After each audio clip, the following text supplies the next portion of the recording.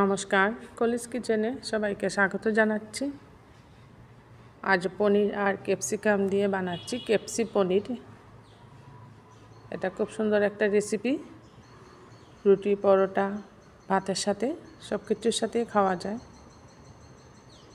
এর জন্য এখানে লাগছে পনির, আর একটা বাটিতে আমি কাজু, চারমগজ, কিশমিশ জল দিয়ে ভিজিয়ে রেখেছি। একটা টমেটো নিয়েছি, একটা ক্যাপসিকাম নিয়েছি, আর সামান্য শস্য পেস্ট জলে গুলে রেখেছি। এইসব জিনিস দিয়ে বানাবো ক্যাপসি পনির। সিম্পল ইনগ্রিডিয়েন্টস, সবের ঘরেই এগুলো থাকে। সিম্পল জিনিস দিয়ে বানিয়ে নিচ্ছি ক্যাপসি পনির। এখানে আমি সর্ষের যে পাউডারটা পাওয়া যায় এটাই জলে গুলে পেস্ট বানিয়ে নিয়েছি। পনিরগুলোকে লম্বা লম্বা করে কেটে নিচ্ছি। এখানে পনিরের একটা বড় পিস নিয়েছি আমি। বড় পিস থেকে এইভাবে পনিরগুলোকে লম্বা লম্বা করে কেটে নিচ্ছি। আপনারা ছোট ছোট পনির পাওয়া যায় ডাব্বার মধ্যে, এই ক্যানের মধ্যে যে পনির পাওয়া যায় তা দিয়েও বানাতে পারেন। ডাব্বার ভিতরে পিসগুলো একটু ছোট থাকে, সেগুলো দিয়েও বানানো যায়। আমি একটু লম্বা লম্বা পিস নিচ্ছি, লম্বা পিস দিয়ে বানাচ্ছি। এর জন্য পনিরটাকে এইভাবে লম্বা লম্বা করে কেটে মধ্যেখানে আবার অর্ধেক করে নিচ্ছি। লম্বা পিস হলে দেখতে ভালো লাগে, এর জন্য স্বাদের কোনো হেরফের হবে না, টেস্ট সমানই হবে।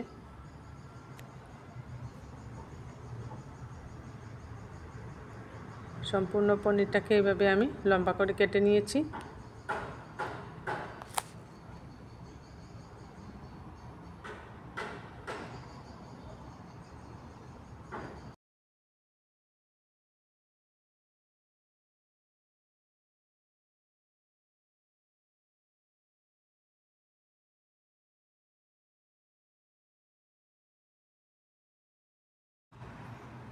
লম্বা করে কেটে নেওয়ার পর মধ্যের দিকে আবার একটা কাট দিয়ে দিচ্ছি।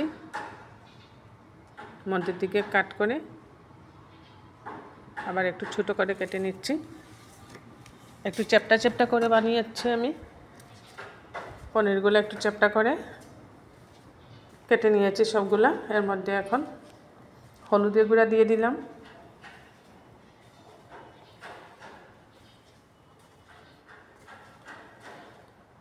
সব পনিরের মধ্যেই হলুদের গুঁড়াটা দিয়ে দিয়েছি। সামান্য লবণ দিয়ে দিচ্ছি।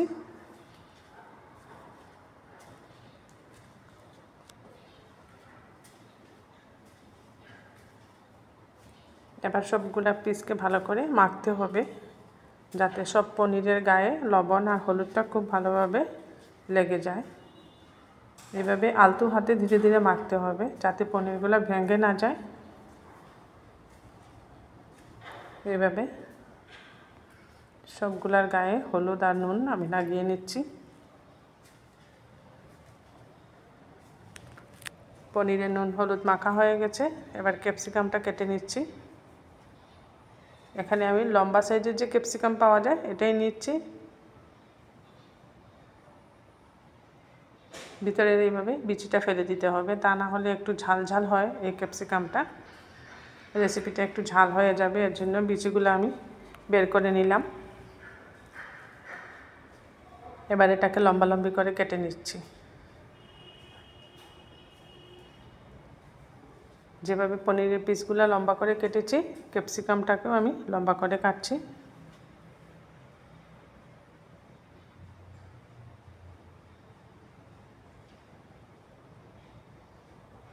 পনিরের মতোই লম্বা রেখেছি ক্যাপসিকামটাকে।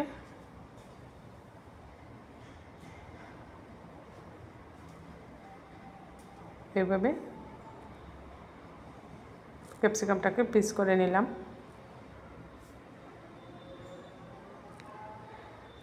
এবার গ্যাস জ্বালিয়ে একটা কড়াই বসিয়ে দিয়েছি।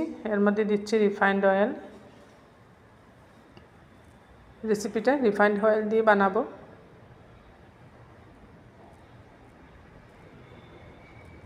তেলটা একটু গরম হয়ে যাক। এইভাবে কড়াইটা ঘুরিয়ে কড়াইয়ের সম্পূর্ণ গায়ে তেলটা লাগিয়ে নিয়েছি। আর তেলটা গরম হয়ে যাওয়ার পর গ্যাসের আঁচটা কম করে দিয়ে পনিরগুলো ভেজে নিচ্ছি। গ্যাসের আঁচটা কম করে ভাজতে হবে, তা না হলে পনিরগুলো নিচে লেগে যেতে পারে। এইভাবে এক এক করে সব পনিরগুলো আমি তেলের মধ্যে দিয়ে ভেজে নিচ্ছি।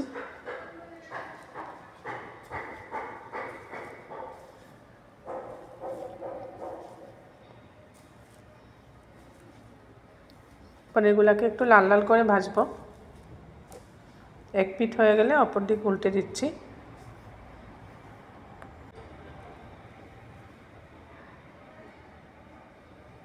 একদিক লাল লাল হয়ে গেছে, অপর দিকটাও উল্টে লাল লাল করে ভেজে নিচ্ছি। এইভাবে পনিরটা ভাজলে খেতে ভালো লাগবে। রেসিপির মধ্যে আমি এর জন্য কাঁচা পনির ব্যবহার করছি না, পনিরটাকে ভেজেই ব্যবহার করছি।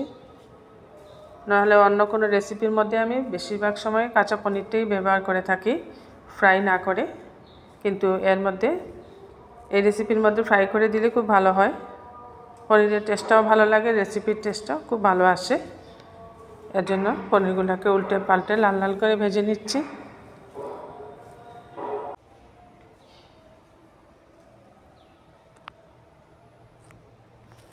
পনিরগুলো লাল লাল করে ভাজা হয়ে গেছে।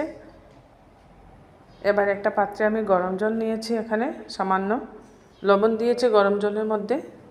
ভাজা পনিরগুলো এই গরম জলের মধ্যে দিয়ে দিচ্ছি, এতে করে পনিরগুলো সফট হবে। এইভাবে সব পনিরগুলোই গরম জলের মধ্যে উঠিয়ে দিয়ে দিচ্ছি।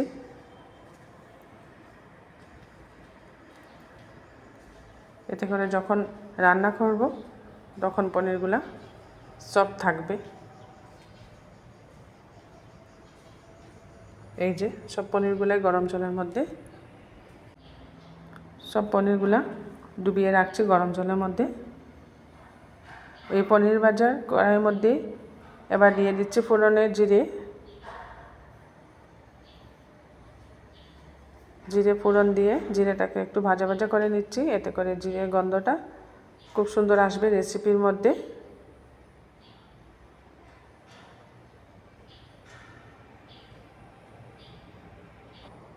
এবার এর মধ্যে দিয়ে দিচ্ছি টমেটো পেস্ট।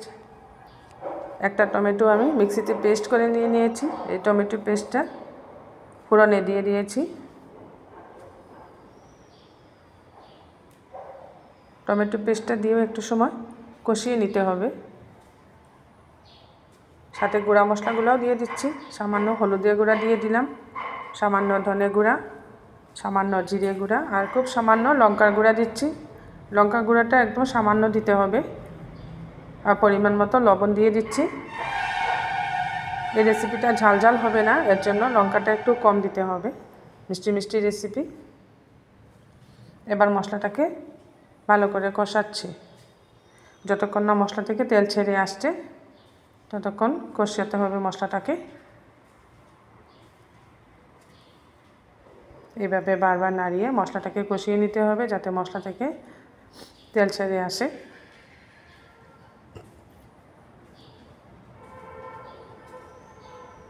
খুব সুন্দর কষানো হচ্ছে মশলাটা, তেলও ছেড়ে আসছে মশলা থেকে।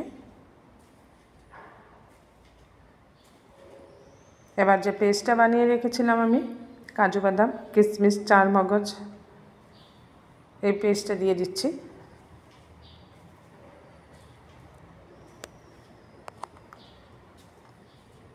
এই পেস্টটা দিয়েও আরও কিছুক্ষণ মশলাটাকে কষাতে হবে।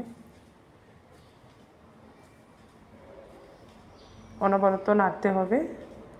এর মধ্যে যেহেতু কাজু বাদাম দিয়েছি, কাজু বাদাম দেওয়ার দরুন মশলা তলায় লেগে যেতে পারে, তাই বারবার নাড়িয়ে মশলাটাকে কষিয়ে নিচ্ছি।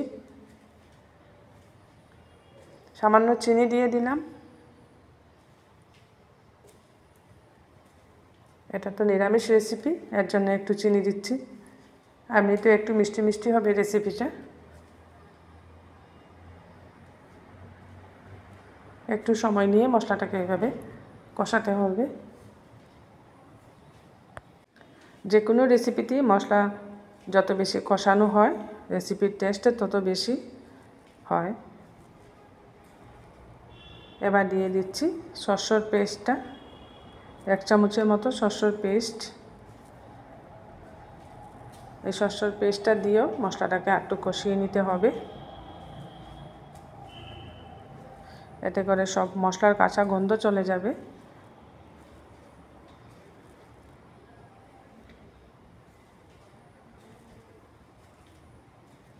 গ্রেভিটাও খুব সুন্দর হবে। এইভাবে বারবার নাড়াচ্ছি। কাজু বাদামের জন্য বারবার নাড়াতে হবে। কাজু বাদাম দিয়েছি, নিচে পুড়ে যাবে কাজু বাদাম। মশলা কড়াইতে লেগে গিয়ে যখন পুড়ে যায় তখন রেসিপি একদম খারাপ হয়ে যাবে, এর গন্ধটাও নষ্ট হয়ে যাবে, রেসিপির টেস্টটাও নষ্ট হয়ে যাবে।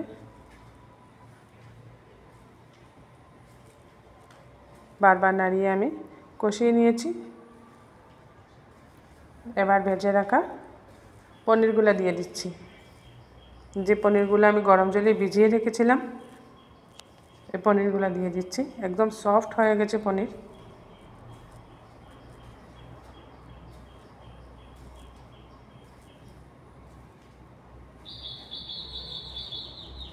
সব পনিরগুলো দিয়ে মশলার সাথে মিক্সড করে নিচ্ছি।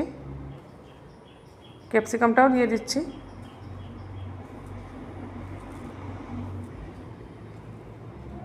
এবার ক্যাপসিকাম পনির একটু ভালো করে মশলার সাথে কষিয়ে নিচ্ছি। ক্যাপসিকাম এইভাবে গ্রিন গ্রিন কালার থাকলে যে কোনো রেসিপিতে দেখতে ভালো লাগে আর খেতেও ভালো লাগে। ক্যাপসিকামের একটা ক্রাঞ্চিনেস থাকে, এর জন্য ক্যাপসিকাম বেশি সিদ্ধ করতে নেই, একটু কম সিদ্ধ করি ক্যাপসিকাম। এর যে কোনো রেসিপি বানালে ওর টেস্টটা ভালো আসে।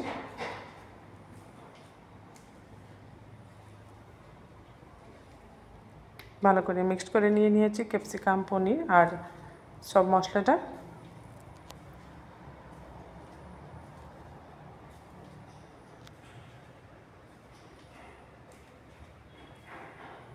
এবার গ্রেভির জন্য মিক্সি ধোয়া জলটা দিয়ে দিচ্ছি। মিক্সিতে যে মশলাটা লেগেছিল এই সব মশলাগুলা জল দিয়ে ধুয়ে এর মধ্যে দিয়ে দিয়েছি, এতে করে মশলাও মিসইউজ হবে না। একটু আলতো হাতে এভাবে উপর নিচ করে দিচ্ছি। আলতো হাতেই করতে হবে যাতে পনির একদম ভেঙে না যায়। গরম জলে ভিজিয়ে রাখা ধরুন পনির খুব সফট হয়ে গেছে, এর জন্য আলতো হাতেই আমি নাড়িয়ে দিচ্ছি।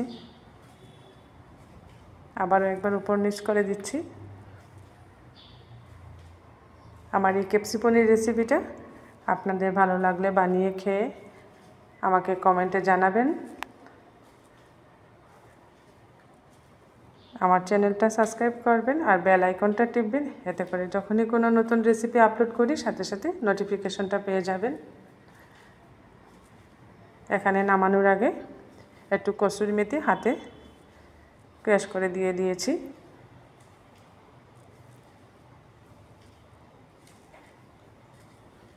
বানিয়ে নিলাম ক্যাপসি পনির,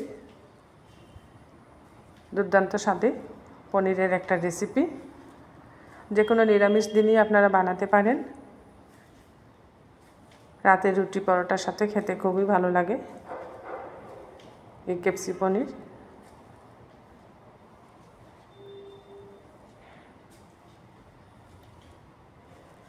এটা খুব সুন্দর একটা ইউনিক রেসিপি, পনির দিয়ে বানিয়ে নিয়েছি ক্যাপসি পনির।